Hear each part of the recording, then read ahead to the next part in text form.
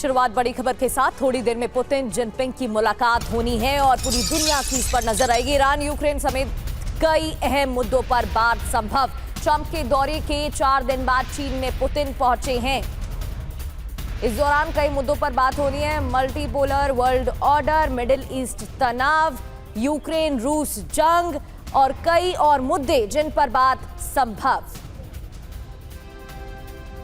हालांकि चीन में रूसी राष्ट्रपति पुतिन के भव्य स्वागत की तस्वीरें भी सामने आ चुकी हैं। चीन के विदेश मंत्री ने स्वागत किया। देखिए तस्वीरें जहां किस तरीके से चीन में पुतिन का भव्य स्वागत किया गया है। हालांकि एजेंडा क्या है, जो मुलाकात होगी वो आज के इस हालात में क्या मायने रखती है, एक एक जानकारी आपके सामने। उससे पहले देखिए ये तस्वीरें जहां चीन में पुतिन का किस तरीके से भव्य स्वागत हुआ। विदेश मंत्री ने स्वागत।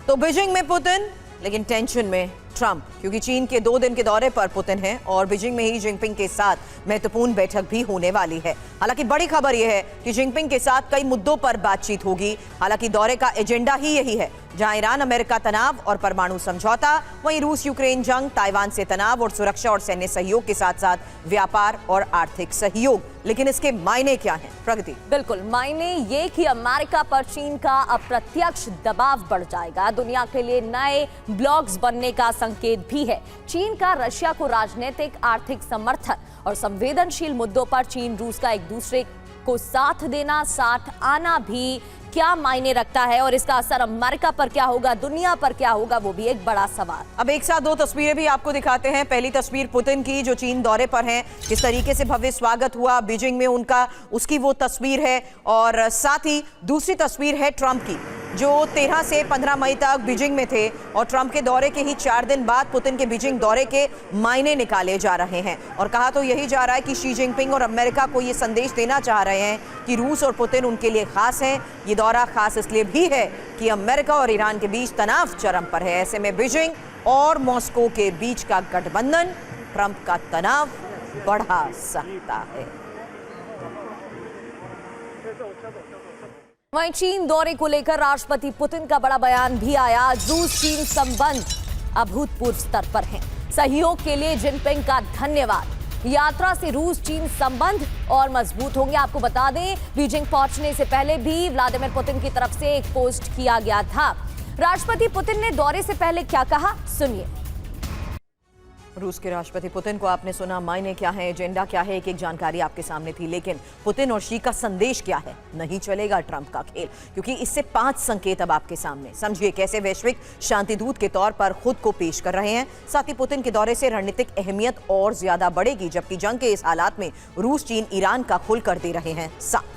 बिल्कुल, और रूस चीन ने ईरान की कूटनीतिक आर्थिक मदद भी की है। पश्चिम एशिया में यूएस के दबदबे को सीधी चुनौती भी मिलेगी, लेकिन ईरान के साथ रूस खुलकर सपोर्ट में है क्या, ये सवाल भी है। चीन भी समर्थन दे रहा है, एंटी अमेरिका ब्लॉक भी साथ में है। हालांकि इसके मायने समझिए, क्योंकि दुनिया 2 गुटों में बढ़ती दिख रही है। एक तरफ अमेरिका इजराइल, दूसरी तरफ रूस चीन ईरान। अब बड़ी बात यह है कि नई वैश्विक व्यवस्था पर जिस तरीके से जोर दिया जा रहा है, उस लिहाज से पुतिन का चीन का ये दौरा बहुत मायने रखता है। तो टाइमलाइन बहुत इंपॉर्टेंट है, क्योंकि इससे पहले डोनाल्ड ट्रंप भी दौरे पर थे।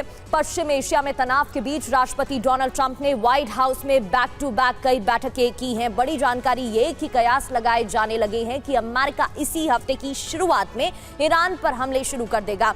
लेकिन डोनाल्ड ट्रंप ने ईरान पर हमलों को टालने का ऐलान कर दिया है। ऐसे में अब सवाल है कि क्या ट्रंप ने वाकई यू टर्न ले लिया है या फिर ये महज अमेरिकी राष्ट्रपति का एक धोखा है।